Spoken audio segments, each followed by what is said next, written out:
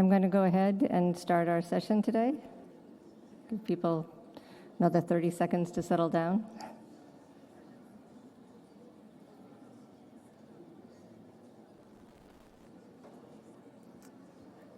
So it is my pleasure today to introduce Dr. Sabine Sarnacki as our keynote speaker on this session on perinatal solid tumor management. Dr. Sarnacki is the head of the Department of Pediatric Surgery at her hospital in Paris. She's been involved in pediatric oncology for over 25 years. She's headed SciPen for over 8 years and was a member of IPSO-EC. She has many, many other accolades, but among these, she was elevated at the grade of officer to the Order of the Legion of Honor and was recently elected to be the Dean of the Faculty of Medicine in the University of Paris, CD. And with that, we'll ask her to come and begin her talk today.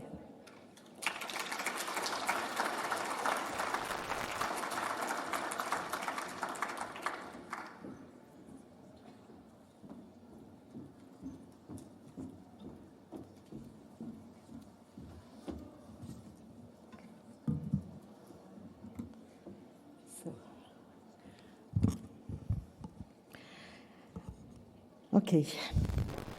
So, Mrs. Chairwoman, dear colleagues, ladies and gentlemen, it's a great honor for me to be here, and I want to thank the scientific committee for inviting me to give this lecture on perinatal solid tumor management.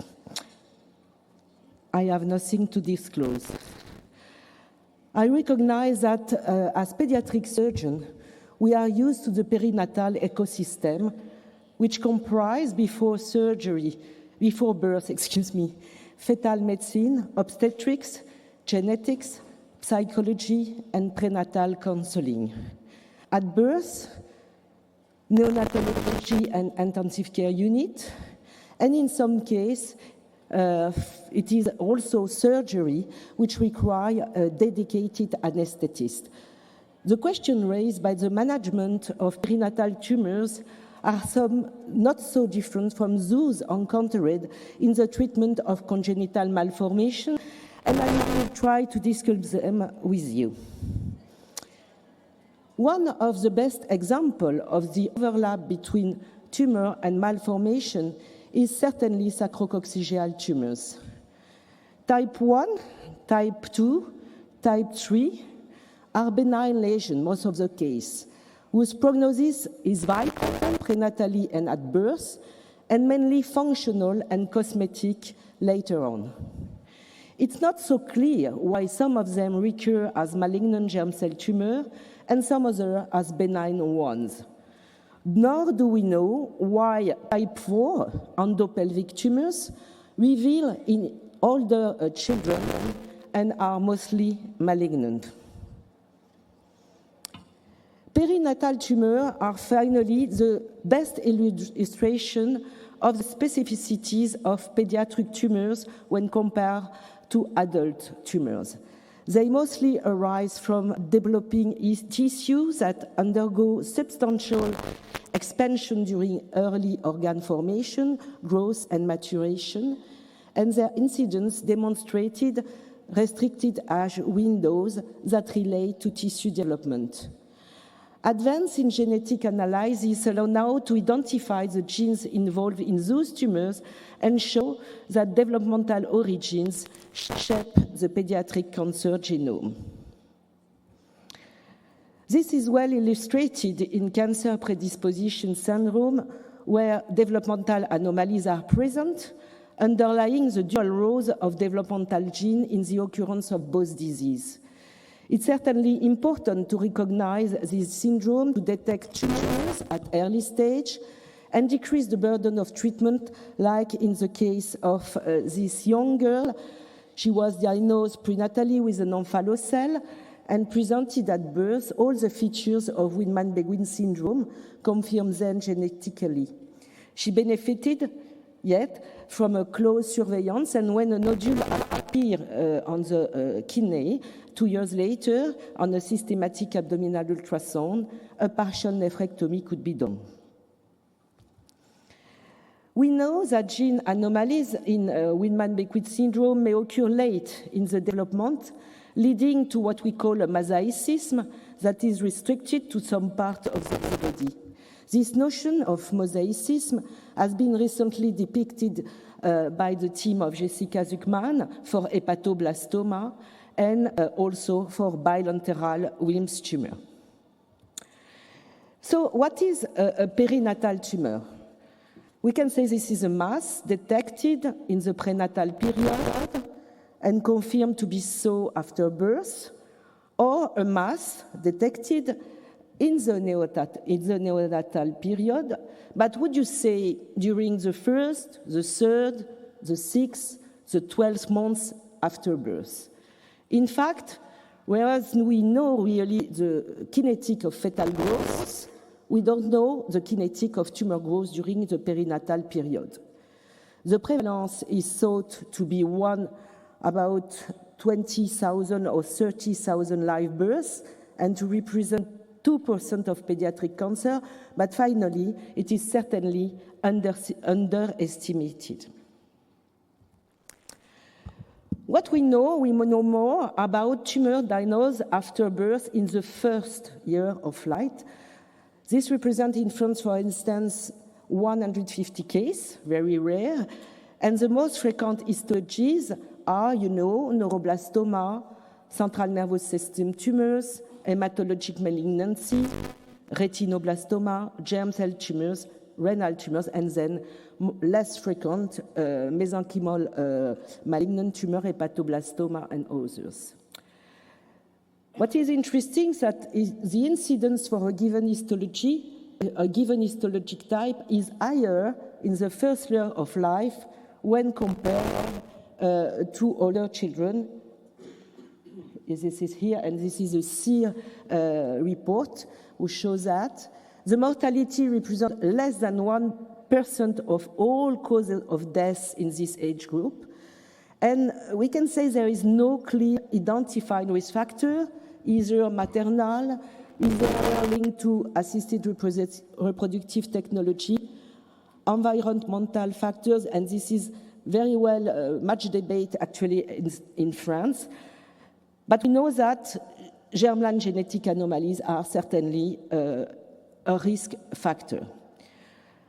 The overall survival is about 88%, and interestingly, non-cancer related mortality is high, between 40 and 80% of deaths according to literature, and due to toxicity of treatment or of surgery. If we speak of genetic predisposition, I just want to give this example of rhabdoid tumor. This is a slide from Frank Bourdeau in Curie Institute, who shows that 60% of germline mutation are found in neonates with rhabdoid tumor regarding the gene SMARCB1. So now, let's face the reality. What is the challenge in the perinatal tumor management? We can say that in the prenatal period, the challenge is to make a diagnosis. Is it a malformation? Is it a tumor? Or both? And more complicated to make a prognosis to guide the prenatal counseling. Considering the high prevalence of neuroblastoma in this age group, the main differential diagnoses are sitting in the suprarrenal region.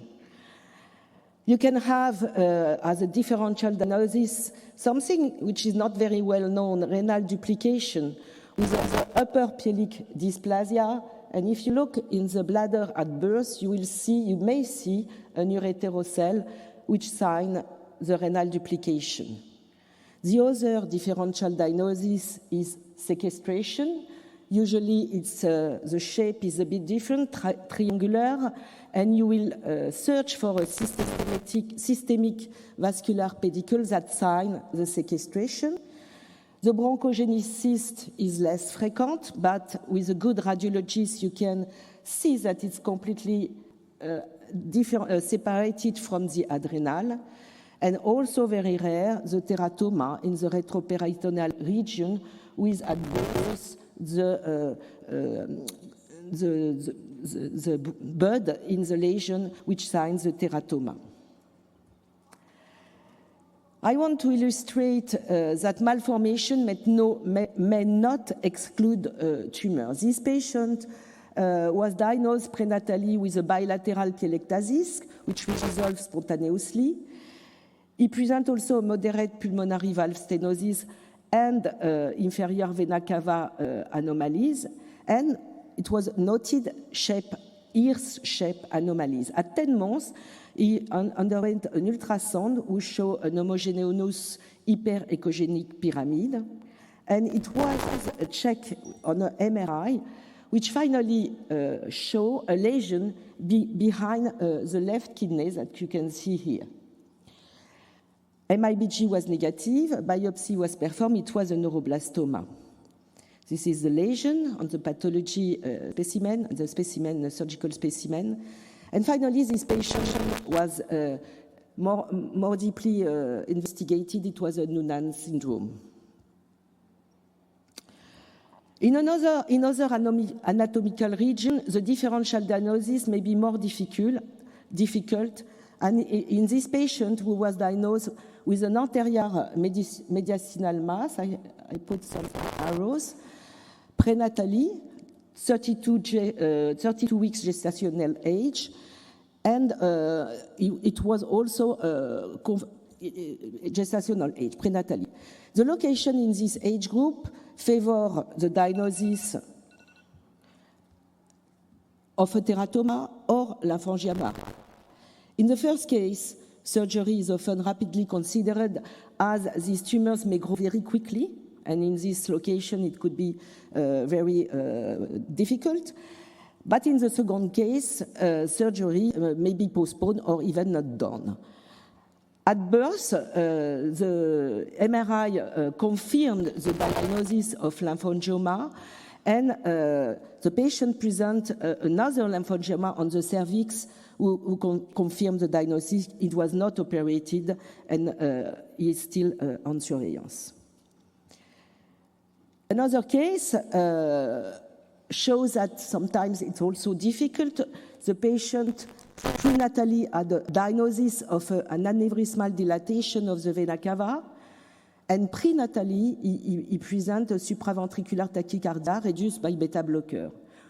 At 1 month years old, he had an ultrasound for pyelonephritis, which showed a huge vascularized retroperitoneal mass, and urinary catecholamine and MIBG were negative. The patient the image were looked by a specialized radiologist who conclude to a rapid involutive congenital hemangioma, and effectively this patient show a regression of the mass, and he has no treatment. So in the prenatal period, the second challenge, as I told you, is to make a prognosis for the prenatal counseling. This is a real difficult task because you face a mother, pregnant, a young couple, and you should collect information from the patient and family. It's important to have the obstetrical history, to know if there is any history of cancer, of malformation, or known genetic predisposition in the family.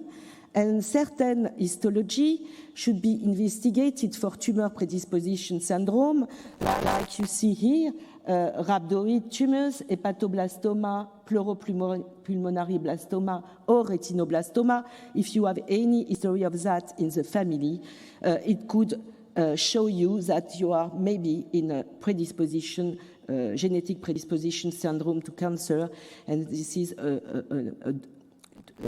way to go for genetic analysis. During this prenatal counseling, you will take into account also the fetal status. Is there any other malformation, a cardiopathy, a very bad cardiopathy, for instance, how the fetus is growing? And also, sometimes, if you have the opportunity, it's not always the case, the tumor growth.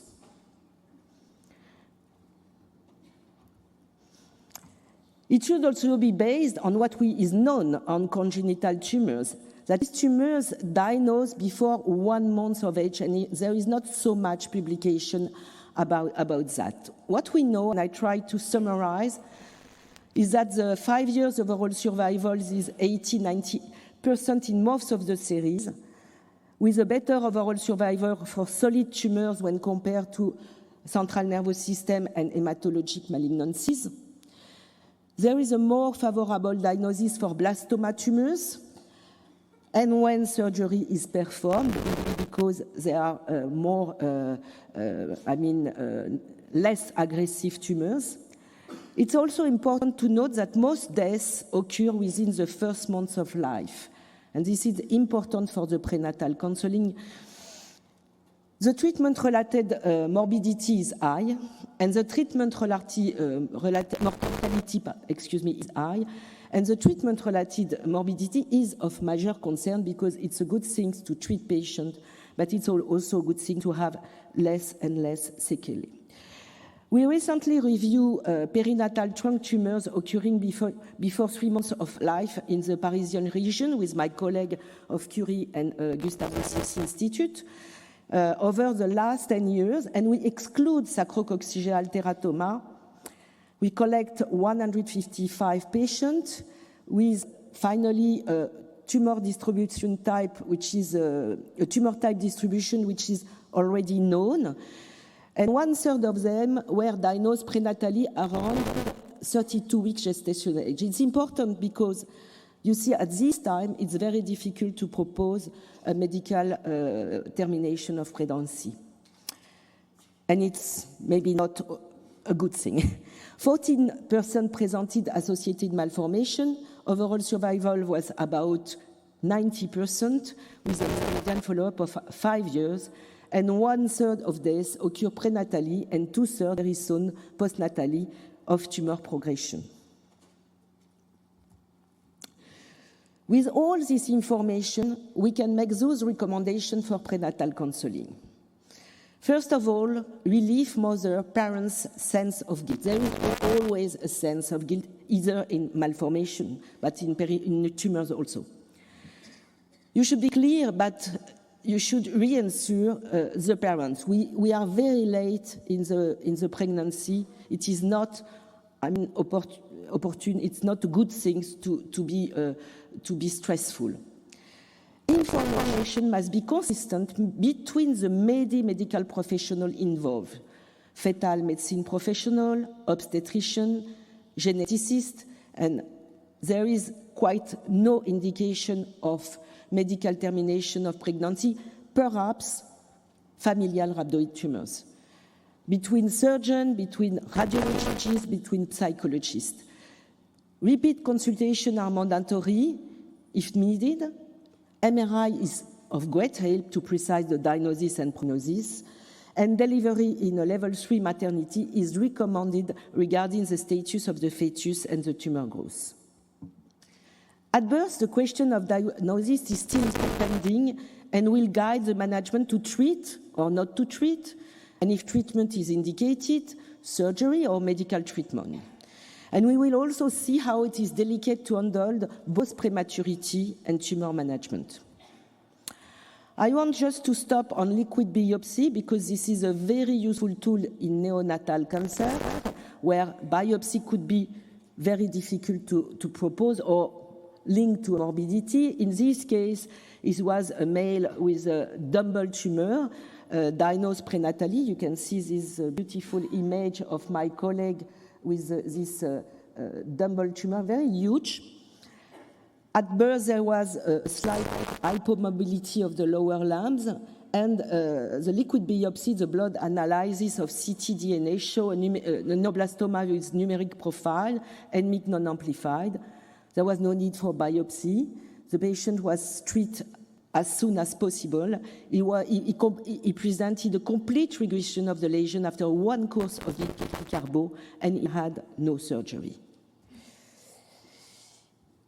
This case illustrates the difficulties that could be encountered even in the postnatal period for differentiating between tumoral and non-tumoral lesion.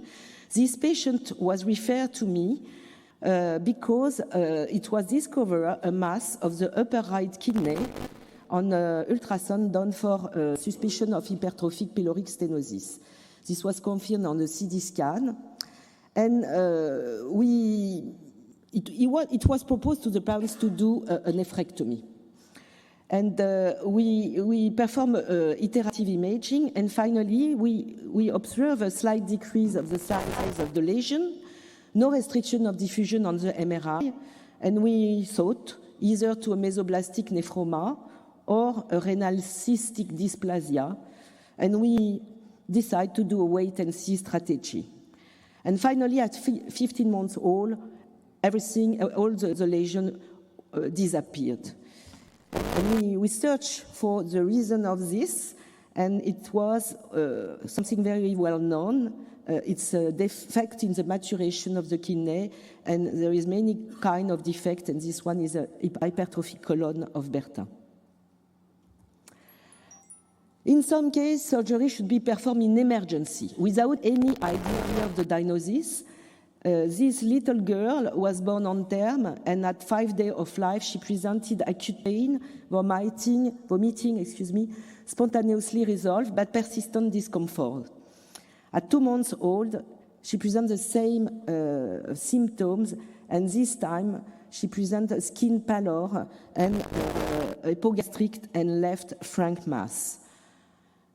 A CT scan was performed, showing this lesion in the left flank, very much vascularized, with a pneumoperitoneum and a decrease in the hemoglobin level.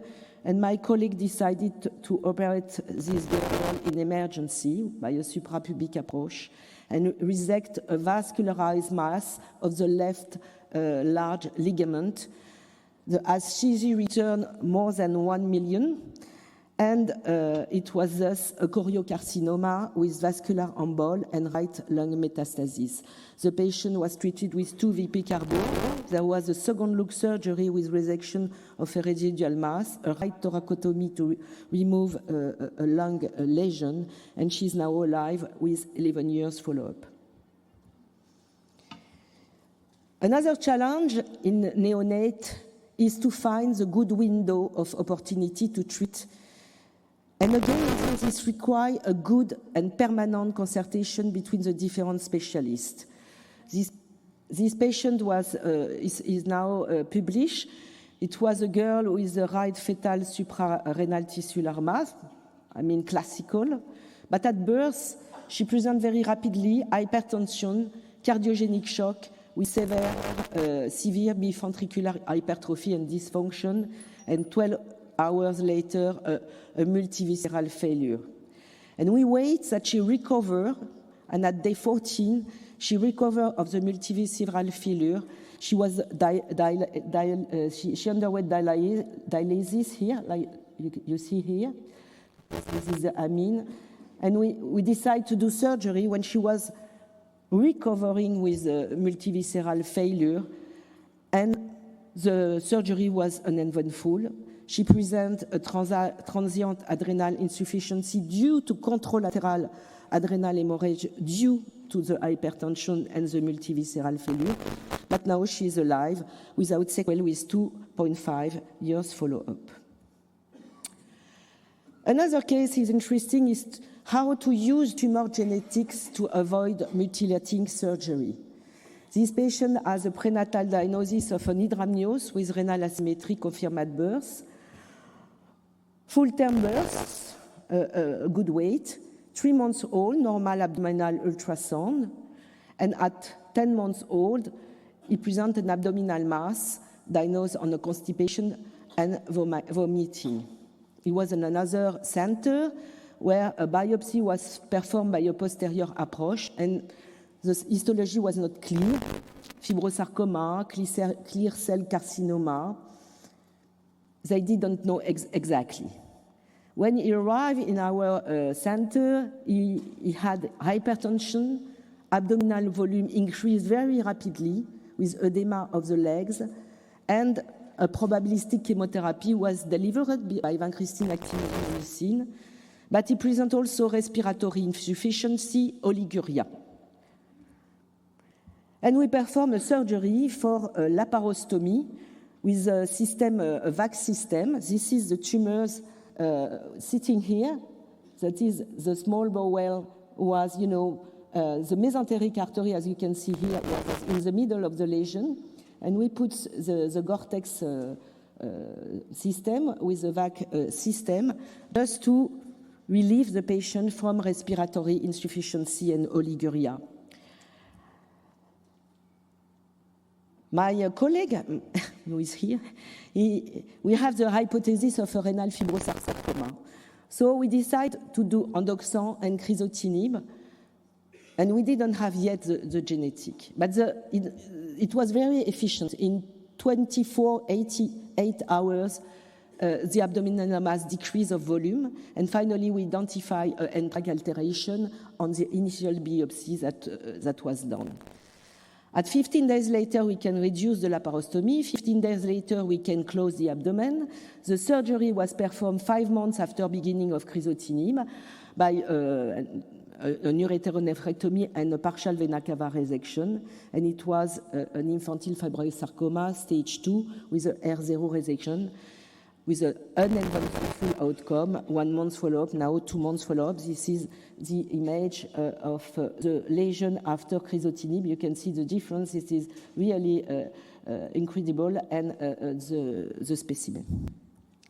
So just to remind that infantile fibrosarcoma is a lesion that is characterized by this gene fusion ATV6 and tract, and it is known to have a good prognostic. Conventional chemotherapy results in 70% response rate, while targeted therapy is more efficient, 90% response rate.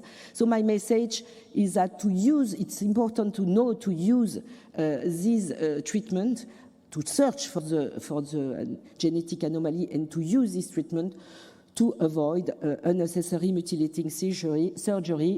This is the case of a patient with a lesion in the arm. In the last case, I want to underline that the complete remission is not mandatory in those tumors, and that complication of prematurity may interfere with treatment,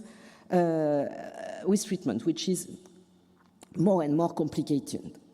This patient had a prenatal diagnosis of a presacral dumbbell tumors, which revealed to be an infantile fibrosarcoma. It was the diagnosis was done prenatally. The diagnosis was done prenatally at 29 weeks of gestation on a dilatation of the bladder and urinary tract, and he was born at 33 weeks of gestational age. When he was born, he presented paraplegia and a neurogenic bladder due to the compression of the coda echina during the prenatal period. But as nothing is simple, he presented a necrotic enterocolitis on day 7, which require a colonic resection and a ileostomy. So it delayed the beginning of the treatment by larotrectinib, and the patient was treated. He underwent permanent bladder catheterization for 5 months, and then intermittent catheterization. At 5 months, we were able to close the ileostomy. At 26 months old, we were able to stop larotrectinib. And then the question was, do we have to remove the lesion, residual lesion? You know, in 6 months old, 5 months of larotrectinib, you see the lesion is still important, and you have here in the spinal canal an infiltration, not a mass, but an infiltration. And at 20 months old, the lesion has decreased, but it's still present, and there is still an infiltration in the spinal canal. And we decide not to do anything, because we know that in this kind of tumor, sometimes it stays stable. And we decided not to do anything because he was recovering from his paraplegia. Now he is 12 months old, he has no recurrence, he is able to walk and run with walking boots. So we can at birth distinguish two different situations. We will take into account the term of birth, the weight of the patient, the clinics, the biology, the imaging, and MRI is better than CT scan, you know, in neonates, and we can distinguish two different situations. There is none, in one case, the tumor is not symptomatic, or we know that the tumor has a slight evolutivity, like fibrosarcoma, some rhabdomyosarcoma, some gliomas, or it is a neuroblastoma, and we know there is a potential of regression. If the patient is asymptomatic, we will do the wait and see strategy. The other opposite situation, is when the tumor is symptomatic, in some neuroblastoma MS, in some hepatoblastoma, or we know that there is a high degree of malignancy in some hematologic malignancies and in rhabdoid tumors. And then, in this situation, we will discuss again multidisciplinary discussion, and we will decide either medical or surgical treatment. And in this situation, more than ever, it is really important to discuss between all the specialists to balance the benefit and risk for this little baby, and in consultation with the parent for sure. As you can see in this talk, I didn't speak of hematologic malignancy, central nervous system tumors, and then neck tumors, because I could have spoke to you of the ex utero intrapartum treatment for head and neck tumors, which are not only malignant but also benign tumors. But I didn't want to speak of that because this is not my field of expertise. So in conclusion, perinatal tumors are rare and require a dedicated ecosystem. They may be considered as developmental anomalies, and I like sometimes to say that to my parents because they say it's a tumoral malformation. Multidisciplinary discussions are mandatory pre- and postnatally.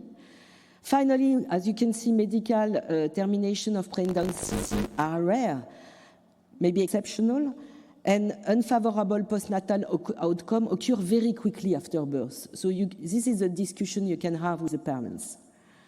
Prenatal counseling should be clear but reassuring, because finally the overall survival is good, and integrate potential cancer predisposition syndrome. The wait-and-see strategy should be discussed in asymptomatic patients with a careful follow-up, and surgery is a good option when it is non-mutilating. Maybe prefer to chemo or targeted therapy, because my oncologist always told me that we don't know the late effect of these targeted therapies in neonates.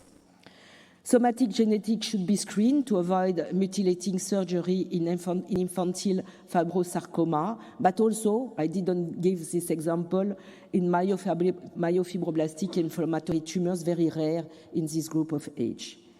So I want to thank all my colleagues from my surgical department and also from Curie and from Gustave Roussy. I learned a lot with them. Thank you very much.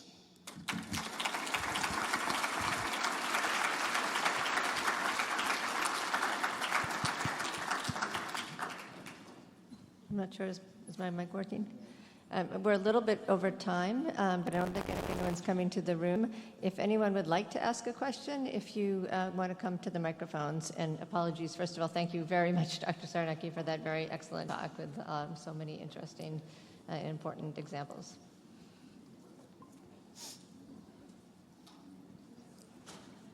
It was clear.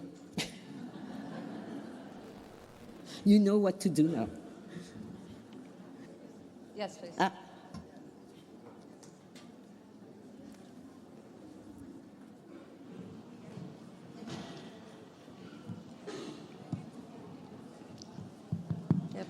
Yeah, regarding the larotrectinib that you used in the infantile fibrosarcoma, when do you actually consider stopping? Because there's no clear guidelines for when to stop. So this is a question for medical oncologists, but we had many patients we treat like that with larotrectinib, and this is always a question when we discuss in our multidisciplinary board, is just to know when to stop. We have many patients where we have stopped more than 2 years, 3 years, 4 years without any recurrent, even a patient that present with central nervous system metastasis. So our feeling is that you can stop at a moment. I cannot tell you when. Maybe my colleague can give more information. But you can also not go to mutilating surgery, even if there is a residue. I think we have another question. Good morning. I am Claudia Paris. I am pediatric oncologist from Chile. And I would like to ask you about the doses. Do you do when the patient is newborn and maybe they will be the high toxicity? What do you recommend, the dose per kilo or another dose? I'm afraid not to, because they say the sound is very bad. Can you mean in the neonatal period because of the toxicity? It's high toxicity in this patient, Yeah. and how do you calculate the doses in The this doses. patient? You ask this to a surgeon, you know? So, No. Daniel, please help me. You are talking about larotrectinib, I guess. Larotrectinib was made for inverted fibrosarcoma in which the median age is 2 months, so we're all treating very young patients. And in this case, it's 100 milligram per meter square. You don't have to change the dose for patients who are normal births. When you have to treat prematurity, we don't have any data, but for normal births, you take the standard dose of this drug to treat them. Thank you very much. Another question. Yeah, you don't see me, I'm right behind the flowers there. Just a question to the surgeon, Michael Frühwald from Germany, actually, thank you. When considering tissue and vulnerability of tissue of newborn patients, my pediatric surgeons always tell me that the vessels are very fragile and that bleeding is a major risk. Do you take any special precautions or can you recommend anything on that? As pediatric surgeons, I think most of the pediatric surgeons are used to work with lens. This is very important because you can make the dissection much more carefully, and you are right, we try to avoid any bleeding. If it's a neonate, we have a little advantage because the level of hemoglobin after birth is about 17, 18. The worst period is 1 month old or 6 weeks old. I think that these patients should be operated by surgeons that are used to neonatal surgery. Not only it's important not to make the patient bleed, but also that the surgery is not too long, because we know that this may have an impact on the neurological development because of the drug, because of the hemodynamic fluctuation during surgery. That's why you should be very precautious and don't try. Sometimes don't try. We cannot speak of everything, but don't try to do a complete resection when the tumor is not very. For instance, the case with the laparostomy was very interesting because this is something that is done in liver transplantation very often, and it was really useful for this patient to go to let the treatment be efficient. We'll take one last question. Thanks. Oh, thank you for wonderful examples, Sabine.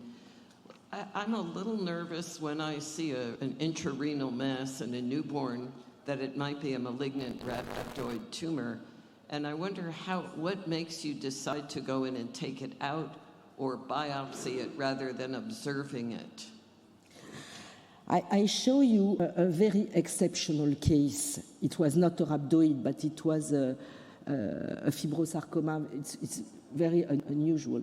I think most of the renal tumor can be removed at birth. And my colleague Frédéric Gauthier in Bicêtre used to say you just have to do a large scale because these patients, they are very plastic. So finally, when you have a large approach, I think you can remove most of the tumor if required to do so as first attempt. So you would remove it, not do a fine needle biopsy or...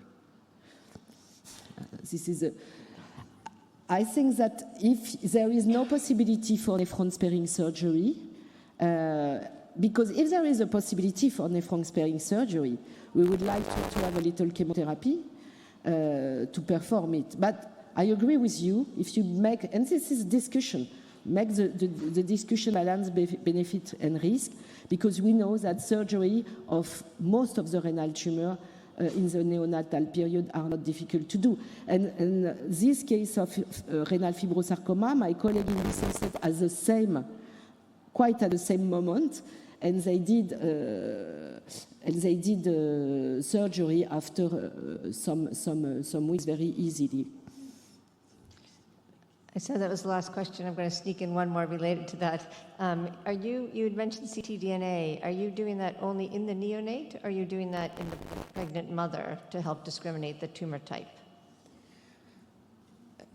I have many difficulties to the sound is bad. You are speaking of liquid biopsy, and it is something that our tendency is to do so, especially if the biopsy is difficult to do. Sometimes we are doing both, but I don't know if it's your question. For circulating tumor DNA? In the mother? In the mother, yes. I think we never did that, but no. Thank you very much for this great talk and the great questions.